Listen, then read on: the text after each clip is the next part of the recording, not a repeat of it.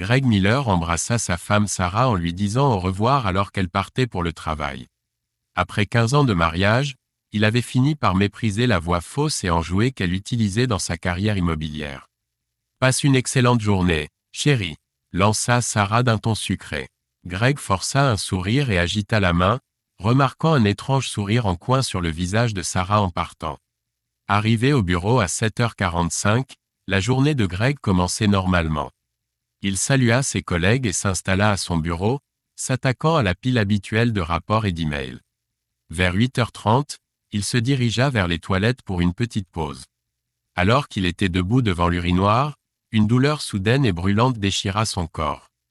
Greg laissa échapper un cri involontaire d'agonie. Son patron Alan arriva précipitamment, alarmé par le cri. « Greg, qu'est-ce qui ne va pas ?» Courbé en deux, Greg ne put que désigner faiblement l'urinoir. Alan jeta un œil et grimaça en voyant l'écoulement verdâtre. « Ça n'a pas l'air bon du tout, » dit Alan. « Tu dois voir un médecin immédiatement. Ne t'inquiète pas pour le travail, je m'occuperai de tes affaires aujourd'hui. » Greg hocha la tête avec reconnaissance, toujours souffrant. Il se dirigea vers sa voiture et se rendit directement au centre de soins RJ, une clinique d'urgence à proximité. La salle d'attente était heureusement vide et on l'emmena rapidement pour des examens. 1 heure plus tard, Greg était assis anxieusement dans une salle d'examen quand une infirmière entra. Son visage était crispé de dégoût alors qu'elle prenait ses constantes, faisant remuer son estomac de crainte. « Le médecin arrivera bientôt, » dit-elle avant de sortir.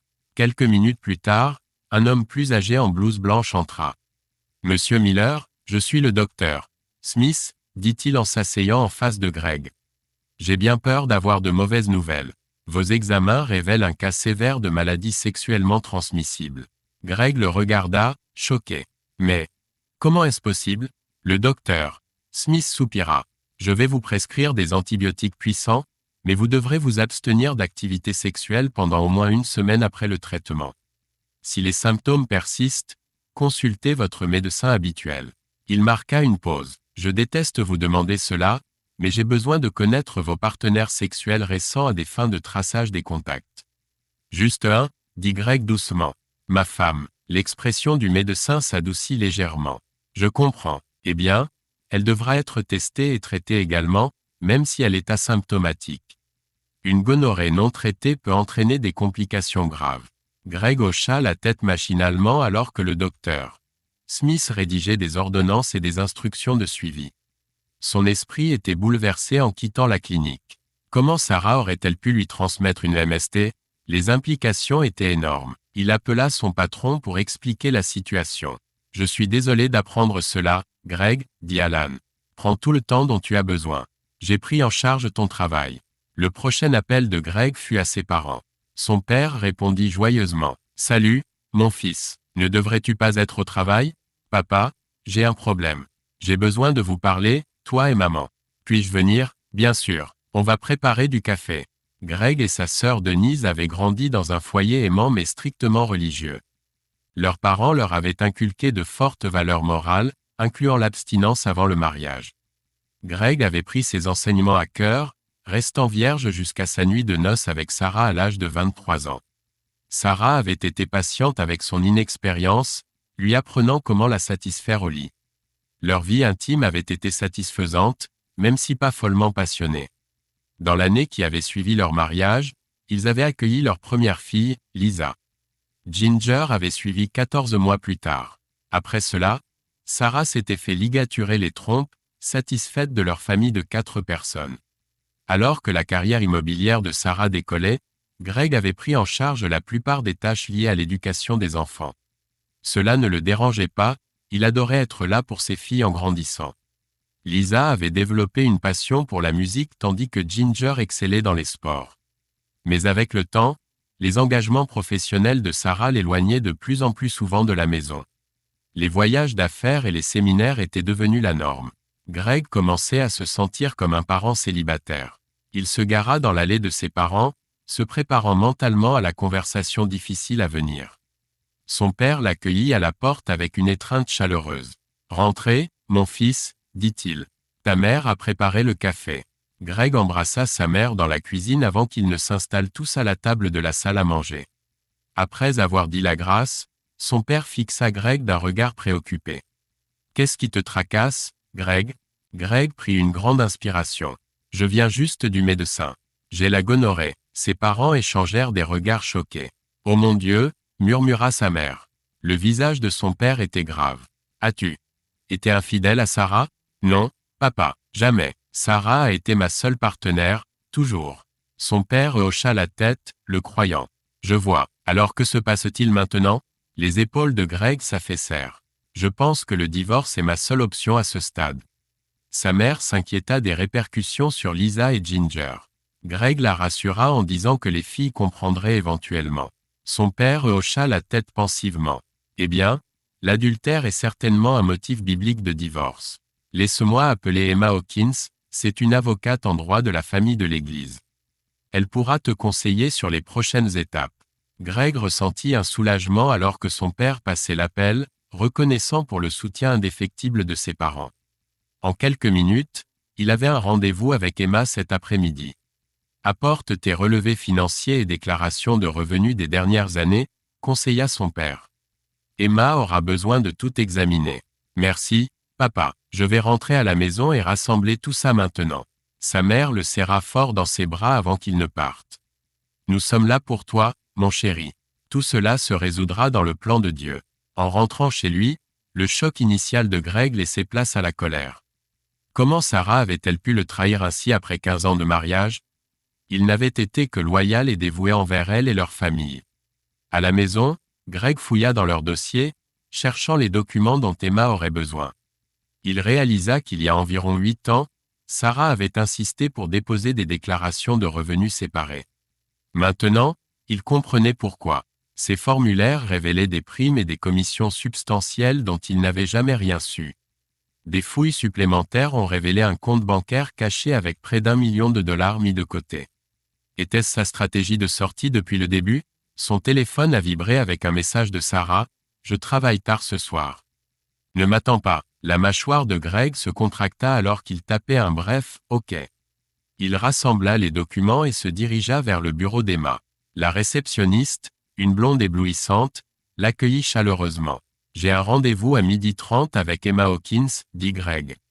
Elle sourit et le conduisit au bureau d'Emma. L'avocate se leva pour lui serrer la main. « Greg, c'est un plaisir de te voir. Veux-tu un café? Ce serait génial, merci. » Emma se tourna vers sa réceptionniste. « 2 cafés s'il te plaît, Sarah. Et quelques-uns de ces crémiers au beurre de pacane s'il en reste. » Alors, Greg, ton père m'a appelé pour me mettre au courant. Que se passe-t-il exactement? Greg soupira. J'ai découvert ce matin que ma femme Sarah me trompait. Je suis tellement désolé. J'ai toujours pensé que vous aviez un mariage solide. Moi aussi, dit Greg. Il raconta les événements de la matinée, se terminant par sa découverte du compte bancaire secret de Sarah. Emma écouta attentivement, prenant des notes. Lorsque Greg eut fini, elle se pencha en avant. D'accord. Laisse-moi t'expliquer comment fonctionne le divorce dans cet état. Ce n'est pas une question de justice, c'est une question d'argent. Combien tu as, et combien l'avocat de ta femme peut te prendre. Même avec un adultère clair, tu as besoin de preuves irréfutables. Elieste, Emma secoua la tête. Son avocat pourrait prétendre que tu l'as contracté ailleurs. Tout dépend de ce qu'un juge croit. Et l'argent caché, elle pourrait prétendre que c'était censé être un fonds de retraite surprise ou quelque chose du genre. Pour moi, ça ressemble à une stratégie de sortie, mais ce serait difficile à prouver l'intention. Greg s'affaissa sur sa chaise. Donc je suis foutu? Pas du tout, le rassura Emma. J'ai un excellent enquêteur privé qui peut commencer la surveillance aujourd'hui. Si elle continue à te tromper, on l'attrapera en flagrant délit. Ce n'est pas bon marché, mais tu auras des preuves recevables en justice. Veux-tu continuer? Faisons-le. Super. J'aurai besoin de toutes les informations sur les véhicules de Sarah, marque, modèle, plaque d'immatriculation. As-tu une idée d'où elle pourrait être en ce moment? Attends, dit Greg, sortant son téléphone. J'ai installé une application de suivi quand elle a perdu son portable l'année dernière. Voyons si c'est toujours actif. Il ouvrit l'application et commença à chercher. Je l'ai trouvée, dit-il après un moment. On dirait qu'elle est dans une maison au nord. Il montra l'adresse à Emma. Parfait, dit Emma en prenant des notes. Elle appela son enquêteur privé et lui envoya les détails par email pendant que Greg attendait anxieusement. C'est réglé, dit Emma en raccrochant. Nous devrions bientôt savoir s'il se passe quelque chose. Maintenant, parlons logistique. Tu as 2 filles adolescentes, n'est-ce pas? Oui. Lisa a 14 ans et Ginger a 13 ans. Veux-tu obtenir la garde? Absolument. Ce ne sera pas facile. Les tribunaux ont tendance à favoriser la mère. Mais nous pouvons certainement essayer. Qui a été le principal responsable des soins? Moi, sans aucun doute, répondit Greg. Sarah est rarement à la maison le soir. C'est une bonne chose. Es-tu certain que les filles sont biologiquement les tiennes? Greg se raidit légèrement. Plutôt sûr. Est-ce vraiment important? Je suis sur leurs actes de naissance. Je les ai élevées toute leur vie. Je comprends, dit Emma doucement. Mais savoir avec certitude peut aider notre cas. Voici un laboratoire qui réalise des tests ADN rapides et discrets si tu veux être absolument sûr. Elle lui tendit une carte de visite. Et ta maison? Elle est dans un trust familial. Pas de prêt hypothécaire. Excellent. Cela simplifie les choses. Nous devrons quand même diviser les autres actifs à 50 à 50. Je te donnerai une liste détaillée de tout ce que nous devons prendre en compte. Greg hocha la tête, se sentant submergé. Y a-t-il autre chose que je devrais faire tout de suite? Pas pour le moment, répondit Emma. Nous allons commencer les démarches administratives, mais attendons de voir ce que le détective privé trouve d'abord. Commence à travailler sur cette liste d'actifs cependant. Devrais-je confronter Sarah à propos de l'IST? Pas une mauvaise idée, réfléchit Emma. Dis-lui de se faire tester. Cela te protège légalement de l'informer. Elle remit à Greg la liste de contrôle et la carte du laboratoire. C'est tout pour le moment. Occupe-toi de ces éléments et nous te tiendrons informé des découvertes du détective privé. Son expression s'adoucit. Et Greg, je sais que c'est difficile, mais essaie de ne pas faire de gestes irréfléchis. Ça ira mieux, merci, Emma, dit Greg en lui serrant la main. Il paya la réceptionniste et partit, s'arrêtant au laboratoire pour récupérer un kit de test ADN avant de passer à la banque pour vérifier les informations sur le compte secret de Sarah. De retour chez lui, Greg s'assit à la table de la cuisine, fixant une tasse de café. La plupart des gars noieraient leur chagrin dans l'alcool à l'heure actuelle, mais Greg n'avait jamais touché à ça. C'était une règle familiale qu'il avait toujours respectée. Il n'avait presque pas pris une gorgée lorsque la porte d'entrée explosa et ses filles entrèrent en courant. « Papa, tu es rentré tôt », s'exclama Lisa, lui donnant une grosse étreinte. « Ça va ?» demanda Ginger. « Pourquoi n'es-tu pas au travail ?» Greg soupira. « Ça a été une journée difficile, les filles. Pouvez-vous préparer des sacs pour passer la nuit? Vous allez rester chez grand-mère et grand-père pendant quelques jours. » Les filles échangèrent des regards inquiets. « Qu'est-ce qui ne va pas? Tu as eu une dispute avec maman? » Pas exactement, éluda Greg. Il y a un problème, mais nous n'avons pas encore discuté. Ça viendra peut-être plus tard. Les yeux de Lisa s'élargirent soudainement de compréhension. Tu l'as surprise en train de tromper, n'est-ce pas? Greg la regarda bouche bée. Comment tu peux penser ça? Lisa baissa les yeux avec culpabilité. J'ai entendu quelques-uns des appels téléphoniques de maman dernièrement. Elle glousse comme une adolescente. C'était bizarre. Greg la serra fort dans ses bras. Ce n'est pas grave que tu ne m'aies pas dit plus tôt, ma chérie. Les 2 filles avouèrent avoir remarqué que leur mère agissait de manière distante et secrète ces derniers temps. Eh bien, vous pouvez toujours venir me voir pour n'importe quoi, assura Greg, les serrant toutes les 2 dans une étreinte chaleureuse. Mais d'abord, je dois vous prélever un échantillon de salive. Test ADN? Demanda Ginger, en regardant le kit sur la table. L'idée de mon avocat, expliqua Greg.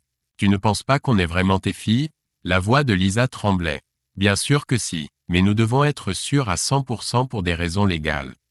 Alors tu divorces vraiment? Greg hocha tristement la tête. Il n'y a aucune chance que tu puisses lui pardonner? Demanda Ginger. La mâchoire de Greg se crispa. Peu probable, elle m'a laissé un cadeau d'adieu. C'est pourquoi j'ai dû voir un médecin ce matin. Oh, désolé, papa, c'est bon, ma chérie, dit Greg avec un sourire ironique. J'ai passé la journée à vouloir maudire moi-même. Il essuya rapidement les joues des 2 filles, retenant ses larmes. Son cœur se brisait, mais il devait rester fort pour ses filles. Après avoir prélevé des échantillons d'ADN des filles et de lui-même, Greg les envoya à l'étage pour faire leurs valises. « N'oubliez pas vos devoirs », leur rappela-t-il. Pendant qu'elles rassemblaient leurs affaires, il prépara le kit de test, prévoyant de le déposer au laboratoire après avoir emmené les filles chez ses parents. En conduisant, Lisa demanda avec hésitation, « Papa, si toi et maman divorçaient, est-ce que je pourrais rester avec toi ?»« Oui, moi aussi », intervint Ginger depuis la banquette arrière. « J'espère bien, les filles, » répondit Greg, expliquant les complexités des arrangements de garde. Le visage de Lisa se durcit. « Je ne veux pas vivre avec elle. Je la déteste pour ce qu'elle a fait à notre famille. » Greg serra fort le volant, refoulant sa propre colère. « Je comprends ce que tu ressens, ma chérie. Mais quoi qu'il arrive entre ta mère et moi, je vous aimerai toujours et serai là pour vous. » Souvenez-vous-en. Chez ses parents, Greg embrassa les filles et promit de les appeler plus tard. Son père les accueillit sur le porche, et sa mère sortit également pour dire bonjour. Greg expliqua qu'il devait se rendre au laboratoire, et ils lui offrirent des mots de soutien et d'encouragement. Après avoir déposé le kit d'ADN, apprenant qu'il aurait les résultats d'ici la fin de la semaine, Greg rentra chez lui. En chemin, il appela la sœur de Sarah, Liana. « Salut Greg, comment va mon beau-frère préféré ?» L'estomac de Greg se contracta alors qu'il expliquait brièvement la situation. Liana poussa un soupir lourd. « Oh mon Dieu, je déteste le dire, mais on dirait qu'elle est retombée dans ses vieux travers. » Confus, Greg demanda, « Vieux travers ? Que veux-tu dire ? Elle était assez sauvage quand elle était plus jeune, » commença Liana à contre-cœur. Elle enchaînait les relations comme des mouchoirs. A trompé tous ses petits amis. C'était son mode opératoire tout au long du lycée et de l'université. Après t'avoir rencontré, elle semblait s'être assagie. Elle m'a dit qu'elle avait trouvé son âme sœur, alors je suis restée silencieuse. Désolé, Greg, j'aurais dû dire quelque chose à l'époque. Ce n'est pas de ta faute, répondit Greg, son esprit tourbillonnant avec ces nouvelles informations. Liana demanda si Sarah pouvait rester chez eux un moment. Greg accepta, tant que cela ne posait pas de problème. Elle poussa un soupir lourd. Elle peut rester un peu. Frank ne sera pas ravi, mais il s'en sortira. Greg la remercia, promettant d'appeler quand Sarah quitterait l'hôpital. Liana demanda des nouvelles des filles. Elles sont bouleversées, mais elles gèrent bien, dit Greg. Tu as élevé de bonnes filles, Greg. Merci, j'essaie de rester fort pour elles, répondit-il. Après le dîner, le téléphone de Greg sonna. C'était Emma. Nous avons des informations du détective privé, dit-elle sans préambule. Votre femme a été occupée, 3 hommes différents depuis 13 heures. Greg se sentit comme s'il avait reçu un coup au ventre. Jésus, murmura-t-il. Quel genre de preuves avons-nous ? Je t'envoie tout sur ton email maintenant, répondit Emma. Photos, vidéos et un rapport complet. Je ne recommanderais pas de regarder les vidéos, mais tu devrais écouter l'audio des dernières minutes. C'est révélateur. Elle confirma que c'était largement suffisant pour la procédure de divorce. Greg raccrocha et vérifia son email avec des mains tremblantes. Il passa directement au fichier audio qu'Emma avait mentionné. Une voix d'homme. Je vois que tu es marié. Le tintement des bagues contre un verre. Le rire de Sarah. Pour l'instant, une pause. Tu portes aussi une bague. Ma femme et moi avons un mariage ouvert, expliqua l'homme. Eh bien, le mien n'est pas ouvert, répondit Sarah. Mais je prends mes libertés où je peux les trouver. Ton mari ne sait pas ? Non, il ne sait pas, admit Sarah avec désinvolture. La mâchoire de Greg se crispa. Il n'a aucune idée de la femme qu'il a épousée, pensa-t-il amèrement. La voix de l'homme à nouveau. Quel est le problème ? Des soucis au paradis ? Le ton suffisant de Sarah fit frissonner la peau de Greg. Il ferait mieux d'aller bien. Je lui ai tout appris. Tout appris ? Était-il vierge quand vous vous êtes mariés ou quelque chose comme ça ? Crois-le ou non, répondit Sarah. Un vierge de 23 ans. Tu imagines, un vrai puritain, ne boit pas, ne fume pas, ne jure même pas. Il tomberait probablement dans les pommes si je disais « zut » devant lui. L'homme rit. Zut, on dirait un vrai coincé. Pourquoi restes-tu avec lui ? Tu l'aimes, le type ? Je suppose, un peu, dit Sarah avec désinvolture. Il est bon avec les enfants. Ne pose pas de questions quand je rentre tard. Mais bon sang, qu'est-ce qu'il est ennuyeux. Les enfants sont les siens ? Qui sait, qui s'en soucie ? Répondit Sarah avec légèreté. Ils pensent qu'ils le sont, c'est ce qui compte. Greg sentit un goût amer lui monter à la gorge. La trahison était écrasante. Depuis combien de temps le trompes-tu ? Depuis le premier jour, chérie, dit fièrement Sarah. Et il n'y voit que du feu. Jamais été avec quelqu'un d'autre, donc il ne peut pas faire la différence. Greg lutta contre la nausée alors que la conversation continuait. Prévois-tu de rester avec lui? Pour l'instant, répondit Sarah. Au moins jusqu'à ce que les filles partent à l'université. Ensuite, je me tire. Pourquoi attendre si longtemps? Les tribunaux favorisent les mamans dans les batailles pour la garde, expliqua Sarah. La dernière chose dont j'ai besoin, ce sont 2 ados boudeuses qui me gâchent la vie. Quels sont tes projets après ça? Je vais profiter de la vie, dit Sarah joyeusement. Peut-être participer à des orgies. Prendre ma retraite quelque part de tropical. Qui sait, tu as des plans ce week-end? Je connais quelques gars qui seraient intéressés pour se joindre à nous. Parfait, murmura Sarah. Je dirai à Greg que c'est pour le travail. Il croira tout. Alors qu'ils terminaient leur conversation, la voix de Sarah se fit claire. Oh, Greg. Tu n'as aucune idée de ce qui t'attend. Greg arrêta l'enregistrement, les larmes coulant sur son visage. Il n'avait pas réalisé à quel point Sarah le méprisait vraiment. Avec un soupir lourd, il rappela Emma. Je viens juste de l'écouter, dit-il, sa voix chargée d'émotion. Tu avais raison. C'était révélateur. Que veux-tu faire maintenant? Demanda Emma. La détermination de Greg se renforça. Tout brûlé, répondit-il. Je veux lui prendre tout ce qu'elle a. Considère que c'est fait, le rassura Emma. Et ces hommes avec qui elle était, veux-tu aussi les poursuivre? Peut-on? Demanda Greg. Désolé, ce n'est pas possible. Les poursuites pour aliénation d'affection ne sont plus autorisées dans cet état. Mais ne t'en fais pas pour eux. Leurs femmes vont leur en faire voir de toutes les couleurs quand elles attraperont la gonorrhée. La vengeance m'appartient, je rendrai la pareille, dit le Seigneur, marmonna Greg, répétant les paroles de son père. Je dois y aller, dit Emma. Je vais préparer les papiers de divorce et les lui faire signifier cette semaine. Elle veut s'échapper? On va organiser ça, mais pas comme elle l'avait prévu. Merci, Emma, je te revaudrai ça gros. Prends juste soin de tes filles, répondit-elle chaleureusement. Après avoir raccroché, Greg s'affaissa dans son fauteuil, laissant les larmes couler librement. 15 ans de sa vie, gaspillés avec Sarah. Son téléphone vibra. C'était Sarah. Salut, répondit-il d'un ton plat. Greg, ça va? Tu as l'air bizarre. Journée difficile, dit-il. Je termine le travail. J'ai fait une autre grosse vente, je crois. Je serai à la maison dans environ 30 minutes, d'accord? D'accord. Je t'aime, dit-elle joyeusement. Moi aussi, dit-il avant de raccrocher. Il se demanda si elle avait remarqué qu'il n'avait pas répondu « Je t'aime » en retour. Il réalisa qu'il s'en fichait. Greg imprima des copies des photos les plus compromettantes et attendit à la table de la cuisine, se préparant mentalement à la confrontation à venir. 1 heure passa, puis 2, 3, aucune trace de Sarah. Inquiet malgré lui, Greg appela son téléphone portable. Il tomba directement sur la messagerie vocale. Il laissa un message et envoya un texto. Pas de réponse. Près de 4 heures après son appel, le téléphone fixe sonna. Greg répondit prudemment. Greg Miller à l'appareil. Monsieur Miller, ici Angela Barnes de l'hôpital Merci. Votre femme a eu un accident. Pouvez-vous venir immédiatement? Le cœur de Greg battait la chamade. Est-elle en sécurité? Que s'est-il passé? Je suis désolé, je ne peux pas donner de détails par téléphone, répondit Angela. Son médecin vous parlera à votre arrivée. Demandez simplement au bureau d'accueil quand vous serez là. Greg glissa l'enveloppe de photos dans sa poche et se précipita à l'hôpital. Au bureau d'accueil, il donna le nom de Sarah à la réceptionniste d'âge moyen. Elle vérifia sur son ordinateur et demanda à un collègue. « Pouvez-vous accompagner Monsieur Miller jusqu'à l'unité de soins intensifs ?»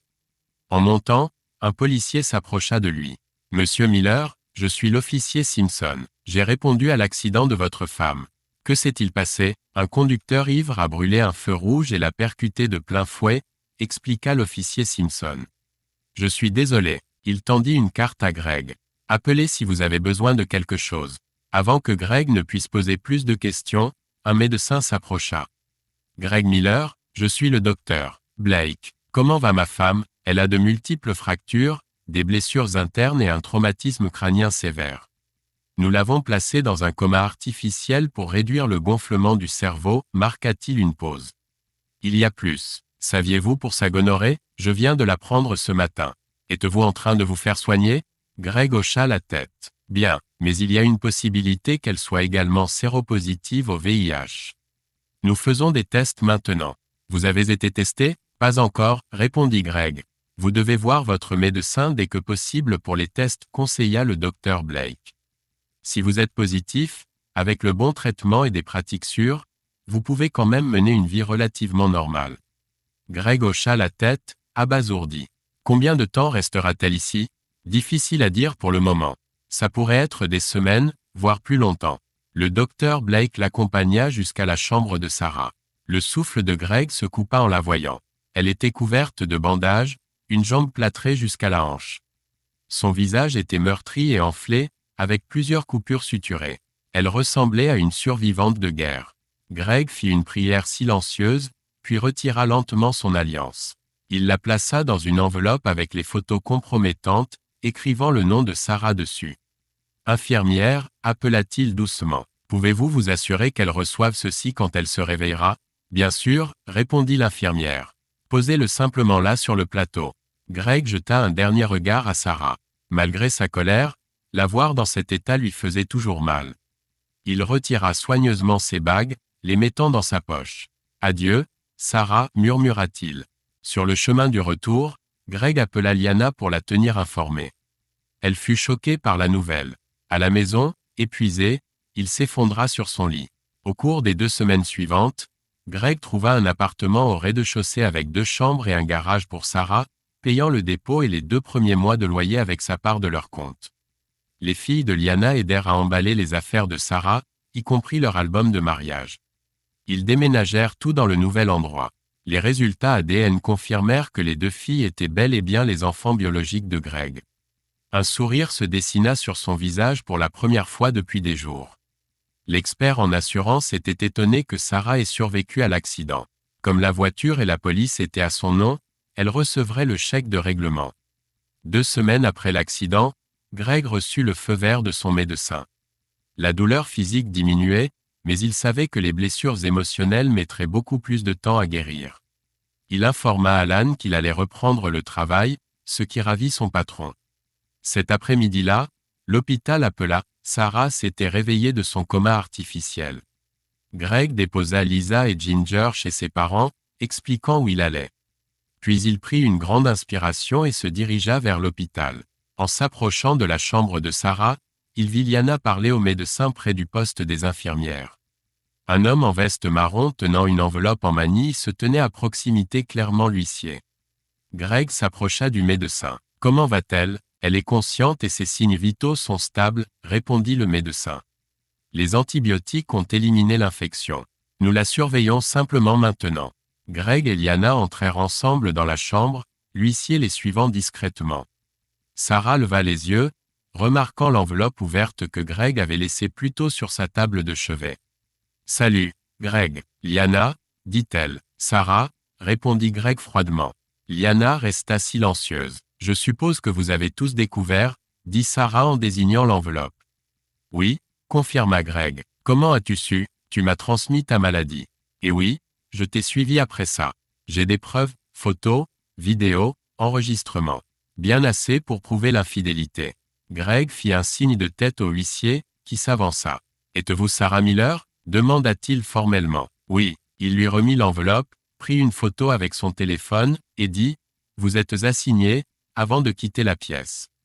Le visage de Sarah se crispa. « Tu n'as même pas pu attendre que je sorte de l'hôpital ? » « Non, » dit Greg fermement. « Tu voulais t'enfuir. J'ai juste avancé ton programme de quelques années.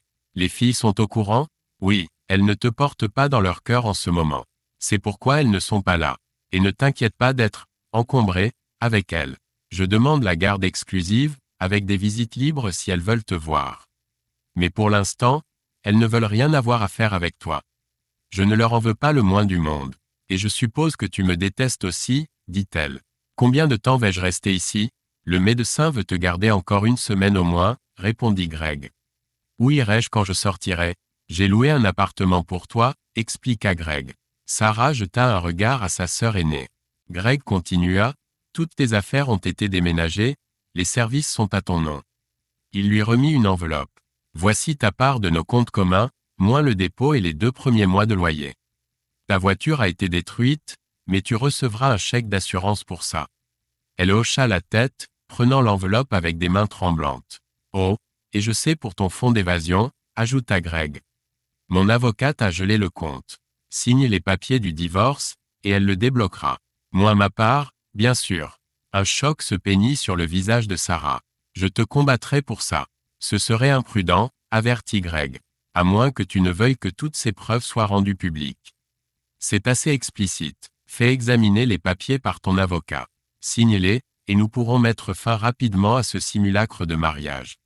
Sarah regarda Liana, qui explosa enfin. Après t'avoir emmené à ton nouvel endroit, j'en ai fini, dit Liana froidement. Remets-toi en ordre avant que je te revoie. Je suis tellement désolé, dit Sarah. Je ne te crois pas, répliqua Greg d'un ton plat. Signe les papiers, Sarah. Mettons fin à ça. Alors qu'il se préparait à partir, Sarah appela, puis-je appeler les filles? Greg marqua une pause à la porte. Tu peux essayer à tout moment, dit-il. Mais elle pourrait ne pas répondre. Je comprends, dit-elle. Merci, au moins pour ça. Greg quitta l'hôpital. Il remarqua des regards désapprobateurs de certaines infirmières. Il haussa les épaules. Leurs opinions ne lui importaient plus.